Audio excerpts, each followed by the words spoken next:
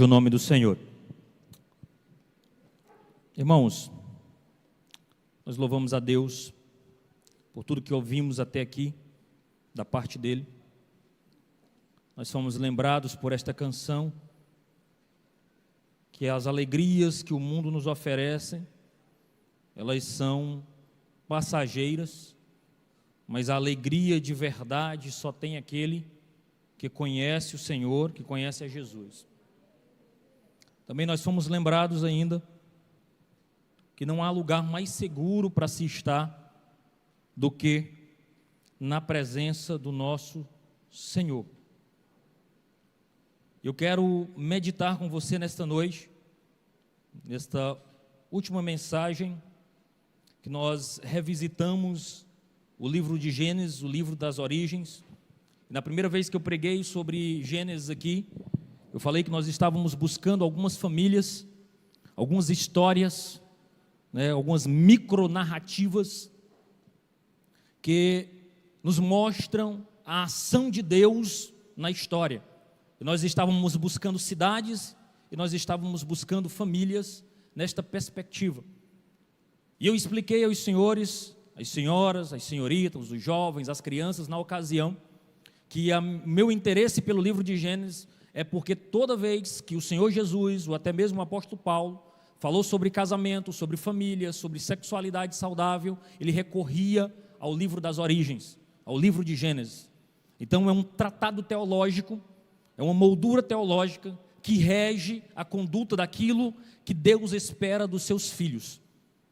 E a partir da narrativa de José, eu sei que você já ouviu essa mensagem uma série de vezes, talvez você já tenha ouvido várias e várias pessoas pregando acerca da história deste garoto José, mas aqui eu não quero tirar e extrair uma pregação moralista desse texto, onde nós iremos buscar uma moral, mas a minha intenção aqui é corrigir o imaginário dos filhos de Deus e apresentar José como paradigma, como modelo do povo em exílio, porque no final das contas, o que o escritor de Gênesis estava querendo demonstrar era que José, ele é um paradigma, ele é um modelo para o povo que estava exilado.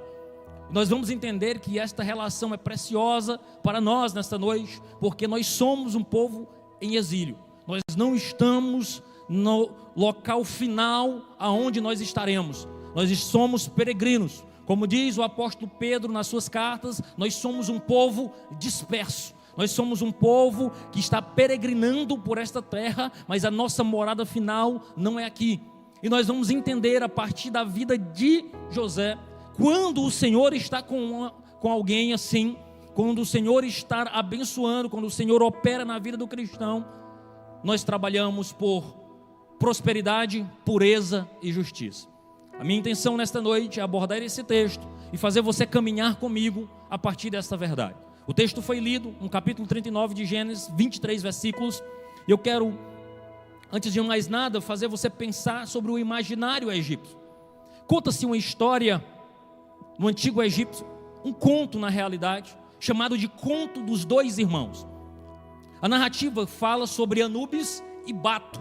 Anubis, para quem recorda de história, trata-se daquele deus egípcio que tem uma cabeça de chacal e corpo humano, tá? E tinha um seu irmão solteiro chamado Bato. Nesta narrativa egípcia, que data do século 13 a.C., falava-se que Anubis tinha um irmão e ele era casado, o Bato, que era irmão de Anubis, era solteiro. E todas as vezes que Anubis se ausentava, a esposa de Anubis procurava agarrar, ter contato com Bato. Bato fugia dela, até que um dia ela, rejeitada, ela denuncia para Anubis que o seu irmão tentou atacá-lo. Anubis passa a perseguir Bato, até que há uma intervenção de um outro deus egípcio, chamado de Ra, Deus Sol, e ele cria um rio de crocodilo, põe um irmão de um lado e um irmão do outro, para que eles não consigam passar de uma margem para outra, a fim de que eles consigam conversar e se entender. Bato conta a verdade para Anubis. Anubis, sentindo-se traído, mata a esposa, corta em pedaços e dá aos cães. Que história terrível, que história trágica. Uma crime passional, poderíamos dizer assim, um homicídio dentro da família, deuses ciumentos. Este era o contexto do imaginário egípcio. Então quem era egípcio aprendia sobre isso, sobre as suas divindades que eram ciumentas, as suas divindades que eram vingativas, as suas divindades que eram cruéis. Este era o imaginário egípcio, e era onde José desenvolve a sua história, é onde José lida, é dentro desse emaranhado cultural que nós vemos. Agora é preciso que a gente entenda que quando Moisés escreve o livro de Gênesis, ele está escrevendo para um povo peregrino, um povo que estava saindo do Egito, estava se dirigindo a Canaã, a terra prometida. Eles estavam saindo de um local com um imaginário ímpio e indo para um outro local também de ímpios. E o que Gênesis precisava acontecer ali nessa narrativa de Gênesis? Uma correção do imaginário do povo de Deus. Moisés precisava lançar as bases teológicas e bíblicas a partir da narrativa de homens de Deus.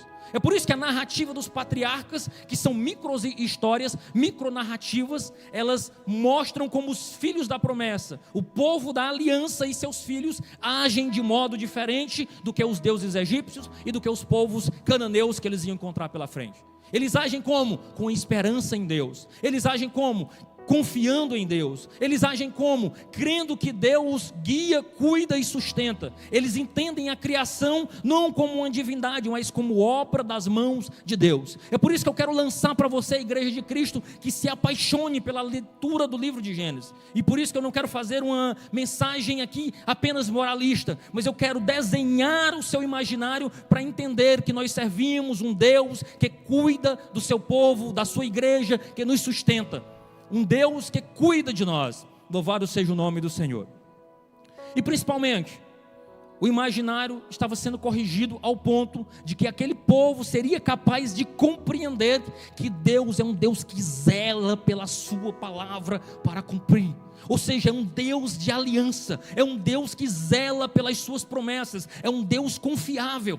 Isso é a base daquilo que nós cremos, porque nós estamos reunidos aqui, irmãos, não porque você não tem nada para fazer no domingo à noite. Nós não estamos reunidos aqui porque é confortável. Nós não estamos reunidos aqui porque você quer apresentar a sua roupa melhor. Nós não estamos reunidos aqui com um propósito fútil, mas nós estamos reunidos aqui porque nós temos esperança de que, adorando esse Deus vivo, brevemente, no estrondar de uma trombeta, Ele nos levará para si e nós viveremos para sempre com Ele. O motivo da nossa reunião é porque nós temos fé e esperança na palavra de Deus. Você está aqui, você não pode perder isso, porque senão a igreja se torna apenas um clube social. Nós estamos aqui porque nós conhecemos o final da história, por a palavra de Deus nos revelar isso. E o final da história é um povo santo, zeloso e de boas obras, cultuando, adorando e vivendo para sempre na presença de seu Deus. Se nós não tivermos essa esperança, se nós não estivermos nitidamente essa esperança, não vale a pena nós nos reunirmos, não vale a pena nós estarmos aqui, não vale a pena nós entendermos que os nossos pecados foram perdoados, mas nós estamos aqui porque nós abraçamos essa cosmovisão cristã, de que um Deus que cuida de todas as coisas, mesmo quando as coisas não estão saindo como nós gostaríamos, mesmo quando nós enfrentamos barreiras, lutas, mesmo quando nós estamos exilados, quando somos traídos, vendidos, caluniados, feridos, ainda assim o Senhor é conosco, o Senhor cuida de nós. Aleluia. De Adão até Jacó, nós percebemos nitidamente, eu já preguei sobre isso aqui em outras ocasiões, nós percebíamos uma antítese, um adversário, nitidamente uma luta entre a semente da serpente e a semente da mulher. Agora, a partir dessa narrativa, nós temos o que Bruce Watts chama de o problema da monarquia. Agora, não é mais só um patriarca, não é apenas um, o povo cresceu, prosperou. Nós estamos agora diante de um dos filhos de Jacó. Agora ele tem 12 filhos. E qual é o problema da monarquia, irmão Adonias? É a pergunta: quem vai reinar sobre nós? Quem vai ser o líder? Quem vai ser o chefe? Já temos 12. O menino José se apresenta e disse: olha, eu tive um sonho, e neste sonho todos vocês, ele fala isso numa reunião de almoço ou café da manhã, todos vocês se curvam a mim. imediatamente tem uma resposta dos irmãos: como é a história, menino? Tu, um dos mais novos, nós vamos nos render a ti. Tu vais ser o nosso líder, tu nos guiará. E diz as escrituras que cada dia o ódio dos irmãos cresciam por José. E ele não era essa beleza toda, ele era um garoto mimado e fofoqueiro. Sempre que ele tinha oportunidade, eles iam denunciar a Jacó aquilo que os seus irmãos faziam. E isso não aumentava o apreço deles pelo seu irmão mais jovem. Pelo contrário. E esse sentimento cresceu ao ponto deles desejarem matar o seu próprio irmão. Um belo dia, eles são favorecidos. José se destaca do pai ao longe, chega e é recebido pelos seus irmãos, 10 irmãos. Ao vê-lo, a frase que surge dos bastidores é: lá vem o sonhador, lá vem aquele que acha que vai ser o nosso líder. Vamos fazer o seguinte, vamos matá-lo. Alguém se apresenta, Rubens, o mais velho, diz: não vamos matá-lo, vamos só vendê-lo. E o garoto é vendido aos ismaelitas. Ao pai é dito: está morto, uma fera o devorou. Mas é importante que a gente entenda que há a providência de Deus em cada detalhe. Eu sei que talvez tenha acontecendo coisas na sua vida que hoje você diz: não entendo, não é possível. Mas Deus, na sua infinita graça e bondade, Ele transforma o mal em bem. Chore, canta lá, maná. O garoto é vendido. Você entende isso? Que aonde deveria ser um ambiente de segurança, é um ambiente de traição. Vendido. E ele chega na casa de Potifar. Mas eu quero mostrar para você porque o texto que nós lemos começa dizendo que Deus estava com José. Você não pode perder isso. Deus estava com José. Se você voltar um capítulo antes, no capítulo 38 de Gênesis, a narrativa bíblica mostra uma cena horrorosa. Um sogro, Judá, tinha uma nora chamada Tamar. Essa nora casa com um dos seus filhos, o filho morre, ele entrega a outro, o filho morre também. Ele diz: olha, o outro não tem idade para casar, então tu aguarda aí, volta para a casa do teu pai, Tamar, e no momento certo eu entrego o menino. Mas o menino cresce e ele não cumpre com sua palavra. Um patriarca, um filho de crente, não cumpre com sua palavra. A garota também, esperta, audaciosa, sei lá o quê, se diverte de prostituta, vai para um encontro, vai para um local que ela sabe que o seu sogro passa, e ele, um homem de Deus, filho de crente, toma ela pensando que é uma prostituta. E resumindo a história, porque meu alvo aqui não é falar de Tamar e de Judá, mas num ambiente de crente acontece toda essa promiscuidade. Um sogro que deveria proteger a nora, não protege, leva ela a abusar dela, ela gera um filho e por aí vai. Olha, uma família disfuncional aqui neste cenário.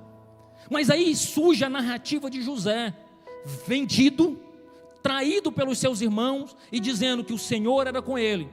E agora ele está num cenário de promiscuidade muito maior. E sabe o que é que ele escolhe? Ser puro e honrar a Deus.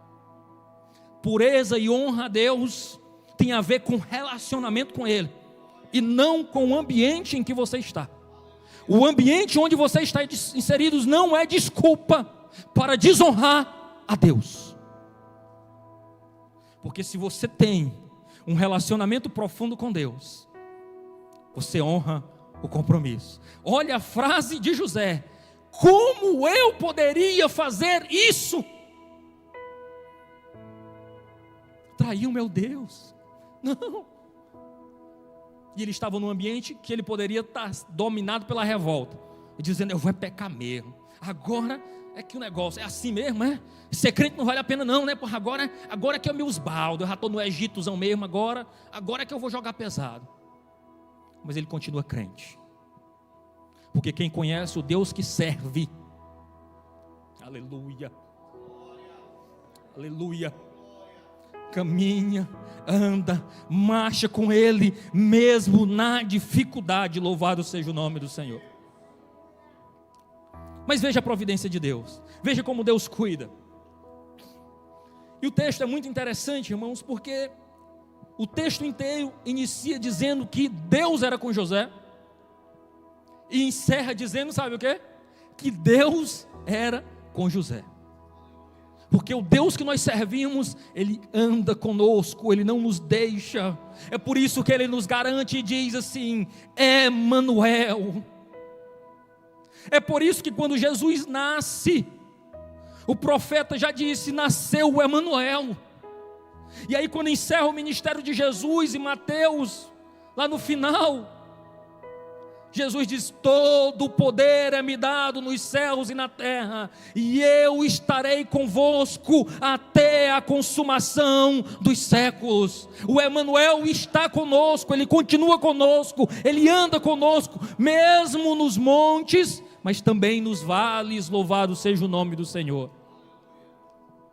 Veja, aqui nós temos algo interessante. A micronarrativa de José, quando ela é colocada dentro da narrativa cósmica de Deus, do plano de Deus, ao longo dos séculos, é importante que nós pensemos no israelita, que quando estava escravizado no Egito, ele lia ou sabia essa tradição, e ele lia acerca de um hebreu, jovem, que se manteve fiel a Deus e foi bênção para o Egito, enquanto ele estava lá. Mas pense ainda no povo exilado na Síria, 722 a.C., quando os assírios tomam o reino do norte. Mas pense também no povo que estava exilado na Babilônia, 586, pelo rei Nabucodonosor. Quando eles liam essa história e lembrava de um hebreu que era crente mesmo no exílio. Pense em nós, Igreja de Cristo, exilados, distante da pátria final, distante do seu endereço, do seu futuro, mas que mantém-se fiel a Deus, mesmo na luta e na dificuldade, sendo bênção para os povos. José é um modelo do povo em exílio. Louvado seja o nome do Senhor. Somos chamados como servos, como corregentes da criação, para servir, para estarmos juntos, sendo fiel a Deus. E é o tema dessa mensagem, que nós sejamos presença fiel, que nós sejamos presença fiel, aonde quer que nós estejamos. E para sermos presença fiel, nós precisamos entender que o Senhor primeiro é fiel a cada crente, a cada um que abraça e crê nele. E para que nós sejamos presença fiel, nós precisamos trabalhar por prosperidade, pureza e justiça. E o primeiro ponto que eu quero trabalhar nesta noite é: devemos trabalhar pela prosperidade da cidade dos homens, baseado no verso de 1 a 6. Eu não vou reler por causa do tempo, mas mantenha a sua Bíblia aberta. 1 ao 6 de Gênesis, capítulo 39. E é importante que a gente entenda uma coisa: como é que a gente descobre a intenção de um texto? De o que o autor quer tratar naquele texto? Não só, mas também pelas repetições. O autor repete várias vezes a sua ideia. E você vai perceber ao longo desse texto várias ocasiões que o autor ressalta que o Senhor abençoou, que o Senhor prosperou, que o Senhor fez José se destacar, que o Senhor era com ele. Em várias ocasiões nós notamos a nítida presença de Deus na vida de José, porque tudo que ele fazia prosperava. Então a presença de Deus na vida do José era um indicador, era um paradigma de mudança. Deus estava com ele, o que ele fazia era abençoado. Isso era feito por causa de José, pelos méritos deles, porque ele era bonito. Não, ele era um pecador, falho. Mas era feito por quê então? Por causa da aliança de Deus. Porque Deus preserva a sua aliança. Era um sinal da aliança de Deus, onde quando Deus chama Abraão, diz: olha, serão benditas em ti todas as famílias da terra. Então aquele jovem garoto era bênção, porque Deus estava com ele. O Senhor fazia prosperar tudo que estava na mão dele. Um teólogo bíblico chamado de Sidney Graydon, ele chama a atenção para o texto, para a repetição da palavra mão. Se você observar aí no texto, várias vezes nós temos a palavra mão. Potifar comprou da mão dos ismaelitas. Você vai ver que tudo que estava na mão de José prosperava. A capa de José ficou na mão da esposa de Potifar. Mão sendo repetidas várias vezes como um símbolo de poder e de ação. Porque por mais que nós tenhamos perdido essa perspectiva do bênção, a bênção de Deus é uma autorização para prosperar, crescer, florescer. Quando Deus abençoa, Ele está autorizando, Ele está revelando ali a sua autorização para algo prosperar e crescer. E por esse motivo, José achou graça aos olhos de Potifar. Potifar entendeu logo que esse menino era diferente, que tinha algo especial na vida dele. E que algo especial era esse? A presença de Deus. Era amor de Deus por José, que fazia tudo o que ele tentava fazer: prosperar, crescer e abençoar. A prosperidade experimentada na cidade e no campo do egípcio Potifar era porque Deus amava José. E por amar José, abençoava os seus empreendimentos. E por que ele abençoava? Porque Deus tinha um pacto, tinha uma aliança com aqueles patriarcas. E Deus cumpre a sua promessa. Mas o que isso significa para nós? Tudo bem, irmão Adonis, você está falando de um texto aí de 4.000 anos atrás. Que me importa isso? É importante que a gente entenda que é muito comum no imaginário do povo evangélico que as coisas que realmente importam, que são dignas de ser vividas, elas são experimentadas dentro destas 4 paredes. Se não for gospel, não é importante. Se não tiver a ver com a religiosidade, não é importante. Mas aqui nós estamos vendo a perspectiva de Deus, de Gênesis a Apocalipse, mostrando que o povo de Deus, mesmo fora da terra prometida, ele era um canal de bênção para outras pessoas. O povo de Deus é um povo abençoador. É um povo que aonde está faz a diferença.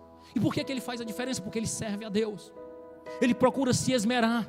Ele procura fazer as coisas com excelência. Ele procura fazer as coisas com dedicação. Ele procura honrar o nome de quem ele tem nas costas. Ei, nós somos crentes, servimos a Deus. E o nosso testemunho precisa ser condizente com isso. Por quê? Porque nós servimos a Deus. Então aquilo que nós intentamos fazer, nós fazemos com qualidade. Se nós dissemos que vamos fazer algo, nós precisamos honrar aquilo que nós dissemos que iríamos fazer. Nós precisamos ter palavra. Nós precisamos honrar aquilo que nós intentamos fazer com qualidade. Por quê? Porque nós somos filhos de Deus. Porque se ninguém cumpre com a palavra, o crente ele é diferente. Se ninguém honra o que diz, o crente ele é diferente. Por quê? Porque nós servimos a Deus. Antes de servirmos aos homens, nós servimos a Deus. Nós precisamos entender isso. E veja o que é que o profeta Jeremias diz para o povo que estava em exílio. Deus falando através dele. Ele diz assim: assim diz o Senhor dos Exércitos, o Deus de Israel, a todos os exilados que eu deportei de Jerusalém para a Babilônia. Quem deportou? Deus. Deus colocou eles lá. Construam casas e morem nelas. Plantem pomares e comam seu fruto. Casem, tenham filhos. Escolham as esposas para vocês e deem as suas filhas como esposa. Aumentem em número e não diminuam. Aí na Babilônia, procurem a paz da cidade por onde eu os deportei. E orem por ela ao Senhor, porque na sua paz vocês terão paz. Nós somos agentes de bênção para esta cidade. Nós somos agentes de bênção para famílias dessa cidade. Alguma família que não conhece a Jesus, ao entrar em contato com a nossa, deveria sair impactada pela nossa fidelidade ao Senhor, pelo nosso compromisso como família, pela transparência dos nossos negócios, pela vida limpa que nós exercemos. Por quê? Porque nós temos um rei que reina sobre nós. Nós não somos qualquer um. Nós somos filhos de Deus. Nós somos a luz. Paulo, escrevendo aos Romanos, diz que é uma ardente expectação da criação pela manifestação dos filhos de Deus. A criação está olhando onde tem um filho de Deus, onde tem um filho de Deus, onde tem alguém diferente. É inaceitável que alguém olhe para um crente e diz: ah, não, é crente, ah, meu Deus, pois eu não faço negócio não. Vixe, é crente, pois se eu soubesse eu não tinha feito. Meu Deus, não. Nós não podemos aceitar isso. Alguém pode dizer assim: é crente, pois não precisa assinar nada. Ah, você é crente? Pois pronto, eu pensei que você não era, não precisa assinar nada não. Eu sei que no dia certo, ou até antes, você vai cumprir com o seu compromisso. Você vai fazer aquilo que você se comprometeu a fazer. Por quê? Porque o seu negócio não é só comigo. O seu negócio é com Deus que você serve. Oh, irmãos, nós precisamos resgatar este sério compromisso de sermos puros, limpos, em meio a uma cidade corrompida, a um povo que não conhece a verdade. Aí eu faço algumas perguntas. Aquilo que Deus nos confiou, nós temos administrado fielmente? Temos sido bons mordomos? Seremos lembrados pelo nosso excelente trabalho? As famílias da nossa cidade são beneficiadas com o nosso trabalho e a nossa fidelidade ao Senhor?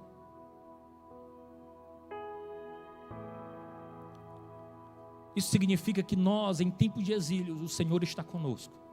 E se o Senhor está conosco, nós trabalhamos para a prosperidade, para a segurança, para a bênção da cidade em que nós estamos inseridos. Segundo, nós devemos trabalhar pela pureza, do verso 6 ao 19. Exatamente o episódio em que a mulher assedia José, um jovem. Mas a presença de Deus na vida dele não significou que ele apenas trabalhou pela prosperidade da casa daquele homem. Ele fazia tudo com esmero, ele fazia tudo com dedicação. Note que ele era um escravo, ele não precisava fazer isso. Ele podia cruzar os braços e fazer só o que era mandado. Mas chega um momento que o garoto tem a chave da casa, de modo que Potifar não sabia nem o que ele comia, só se preocupava com o que ele ia comer. Tudo era dado para um escravo. Você precisa entender que era um escravo, um estrangeiro, que não era olhado com suspeitas. O seu senhor olhava para ele e disse assim: pega a chave da casa, a chave do carro, o cofre fica bem ali, ó. Pode ser, acessa tudo. Eu confio em você. Mas esse garoto, além disso, ele era puro. E ele se mantém puro. Note o contraste com Judá. José se mantém puro. Ele se mantém separado. E é muito interessante que a gente note o discurso da mulher e o discurso de José. O discurso da mulher é muito simples: deita-te comigo. E o original hebraico usado para essas expressões é umas palavras que nunca foram usadas no sentido de um casamento ou de família. Eram palavras que ressaltavam a sua pecaminosidade, eram palavras que ressaltavam a sua luxúria.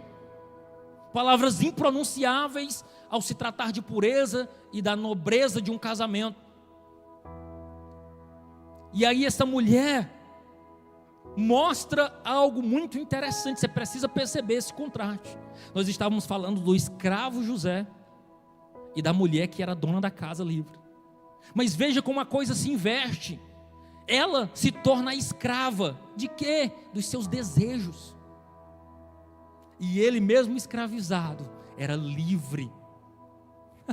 Olha esse contraste, olha essa relação que o texto bíblico nos mostra. Aquela mulher se torna escrava dos seus desejos.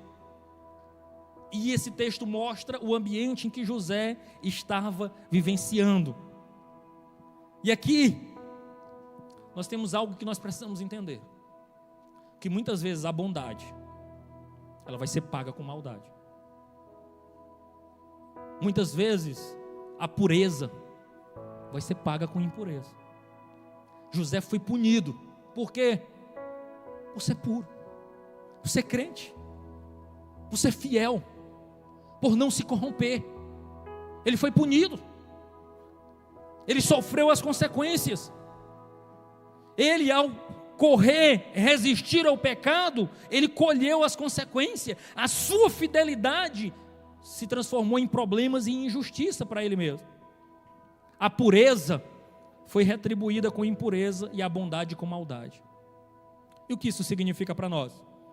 Que muitas vezes, ou melhor, que sempre, trabalhar por pureza requer convicções firmes.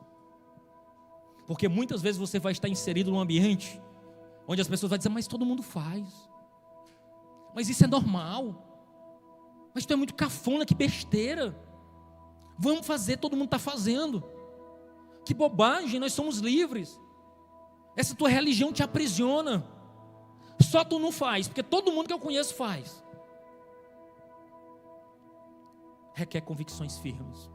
Requer crer que mesmo sofrendo e tomando prejuízos, o que é mais importante é agradar aquele que o chamou. É por isso que Paulo escreve ao jovem pastor Timóteo: ninguém que milita se embaraça com os negócios desta vida, a fim de agradar aquele que o alistou para a guerra.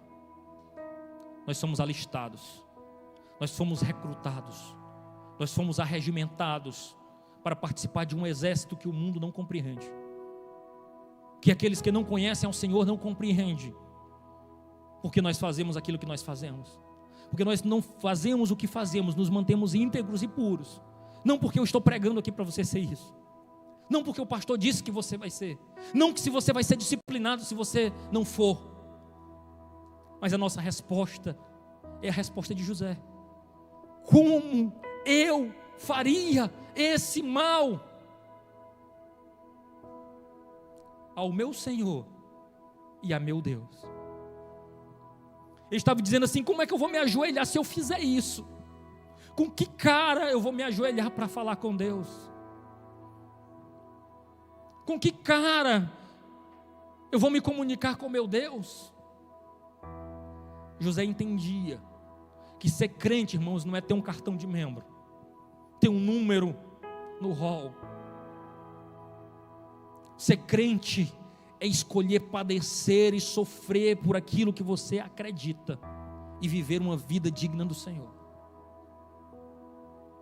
Aqui nós temos que compreender que todo pecado, ele é contra Deus, e todo pecado também é contra algum ser humano. José entendia isso. José compreendeu que se ele enveredasse pelo caminho da impureza ali, para saciar, quem sabe, os seus desejos momentâneos, ele estaria trocando algo eterno por algo passageiro. Meu Deus, quantos não têm trocado o eterno pelo passageiro? Quantos não têm deixado aquilo que é eterno? É mais ou menos a história de Esaú. Mas eu estou a ponto de morrer de fome, me dá esse prato de lentilha. Aí Jacó bota o pé e diz assim: só se me entregar o direito de primogenitura. De que me adianta esse direito de primogenitura se eu estou a ponto de morrer? Ele priorizou algo passageiro em detrimento daquilo que era eterno. E muitos têm feito isso, deixado aquilo que é eterno e se lambuzado naquilo que é passageiro. Por último, nós devemos trabalhar por justiça. Nenhum comentador ou estudioso bíblico, irmãos, consegue compreender ou explicar por que José não morreu. Porque numa situação como essa, ele, escravo, hebreu, estrangeiro, a sentença dele deveria ser a morte. Mas de modo absolutamente lindo, Deus o protege e a providência de Deus o preserva. Mas é impossível não ler esse texto e não ter o nosso ego ferido. Eu tenho certeza que você, ao ler esse texto e contemplar a injustiça, fica indignado. Diz: que Potifar tolo, que mulher pilantra. Você tem o seu ego ferido, você tem ali o seu senso de justiça atacado. Agora imagine José, se ele não fez uma avaliação de pensar: Senhor, estou vendo aqui que serve o Senhor, eu estou perdendo. Eu resolvi ser crente, fui vendido, fui traído pelos meus irmãos, fui feito escravo na casa de Potifar. Aqui tudo está indo bem, as coisas estão começando a melhorar, eu já estava começando a dar uns glórias a Deus, a prosperidade chegando. Aí vem essa mulher, do nada me calunia e me coloca numa situação como essa, e agora eu vou parar no cárcere, preso, Senhor. Dá não, esse negócio de ser crente não está valendo a pena não. Sabe o que José faz? Ele não se vitimiza. Você não vê uma oração de José aqui lamentando. Ele não vai chorar mágoas. E sabe por que ele não faz isso? Porque o Senhor era com ele. Ele entendia que aonde ele estivesse, o Senhor era com ele. E o Senhor permitiu ele ir para a prisão, para o cárcere, mas continuou sendo fiel na vida dele. E logo ali ele já estava com a chave do cárcere na mão. Ele poderia ter se revoltado, ter enterrado seus talentos, dizendo: eu não sirvo mais, não tem quem me faça agora. Tá bom, agora eu não vou fazer mais nada, eu vou cruzar meus braços mesmo para valer, eu quero ver. Mas sabe o que ele faz? Ele continua fazendo aquilo que ele sempre fez, servindo, abençoando, zelando, cuidando. E Deus era com ele, cuidava dele, e a partir das suas mãos ele abençoava.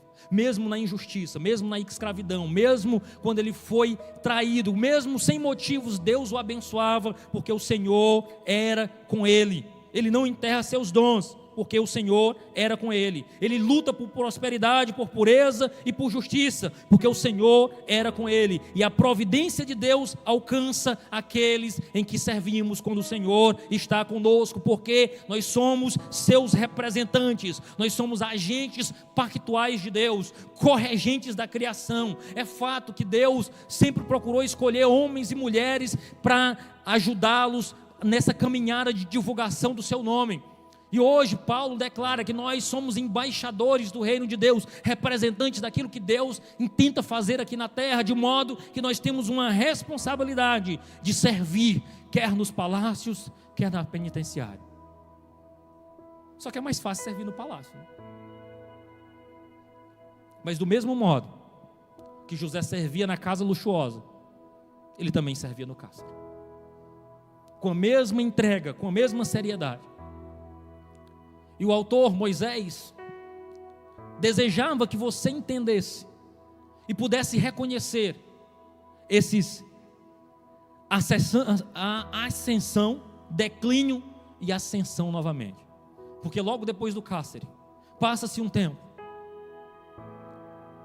José é levado a governador do Egito.